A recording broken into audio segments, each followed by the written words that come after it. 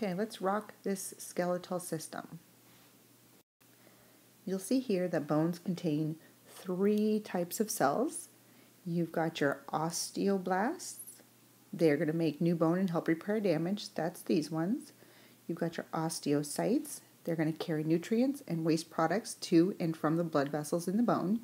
And you have your osteoclasts. That's these ones. They will break down bone and help to sculpt and shape it. I'm hoping you remembered the previous slide so you know what this prefix is. Okay, here you see that bones are actually coated in a thin layer of blood. You'll see that right there. That's going to help nourish the bone. Remember, blood is responsible for carrying oxygen and nutrients. Okay, an adult human has 206 bones, but when you're born you actually have over 300. They simply fuse together as you get older. The bones that are fusing together were actually formed from tissue made of cartilage.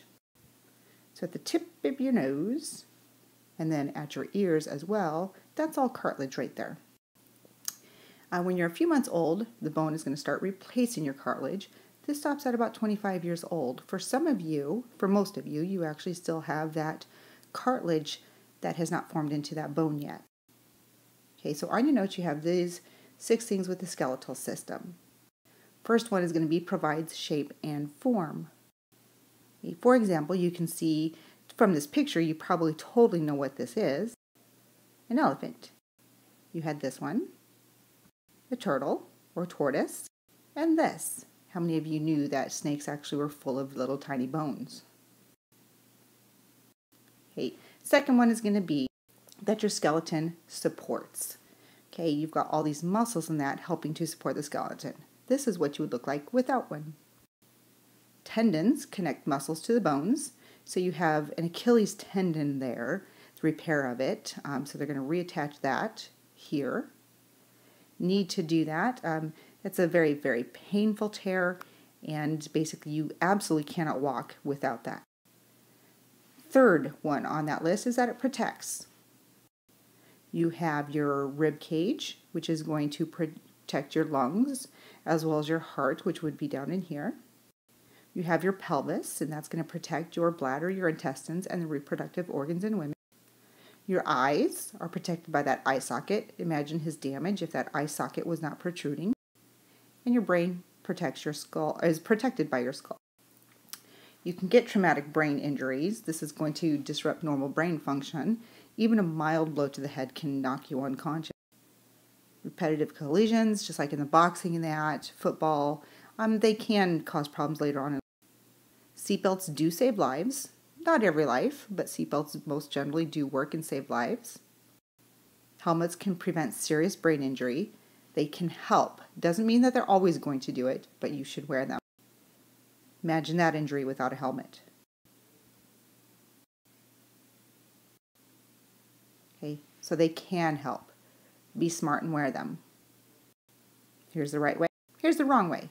The forehead is left exposed. Okay. Another way that our bones, another function of our bones is that they produce blood. You'll see here inside of the bone you have your blood marrow. The red blood cells are made, white blood cells, these are different types of those white blood cells, and your platelets.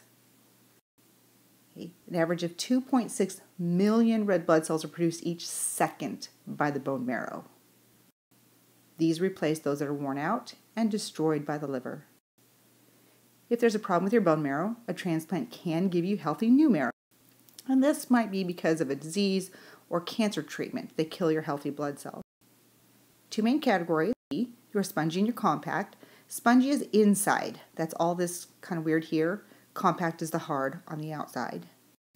Okay, this, imagine steak around it. Okay, you ever get that steak and it has that bone in the middle with the weird stuff inside that you just don't want to eat? That's bone marrow. Okay, contains many blood vessels.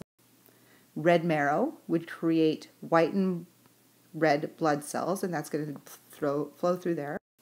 Yellow is going to contain fat cells. Then we have our 2 types of skeletons, and these were on your vocab. The axial, remember, is the supportive structure. That's going to be basically this part. And we get our appendicular, which are our appendages or attachments. Okay, several groups of bones. We're going to get our long or our long bones. That's these here. Flat bones are going to be like within your shoulders, your pelvis.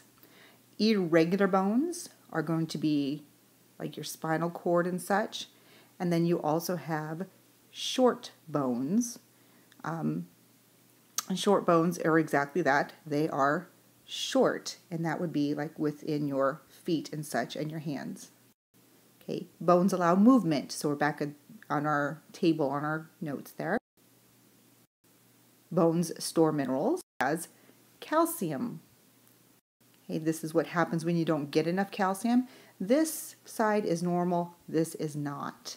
You see you start getting a hump in your back because your spine is actually condensing. Later stages of osteoporosis, you can see in this picture here that a lot of the bone matter has broken down. It should look more like this. Okay, connective tissues. This is usually done with the muscular system. Doing it here because it does relate to the skeletal system as well. Ligaments are going to connect bones to bones. Tendons will connect bones to muscles. Okay, the human skeleton system is incredibly strong, lightweight, and it can actually grow and repair itself. Human joint, that's where two bones meet. These joints can be fibrous, where they're immovable, like in your skull. You can't move those. Cartilaginous, that's indicated here, partly movable, that's in your spine. And synovial, here, like with your knee. You've got 6 types. Your ball and socket, okay? Hips and shoulders are ball and socket, move freely in almost any direction. Ellipsoid, similar to the ball and socket, a little bit less movable. Here's your radius and your ulna, so this is within an arm. So you have your ellipsoid joint here at your wrist. Hinge joint, okay, this would be elbows and your knees. So a hinge like there works like the hinge on a door.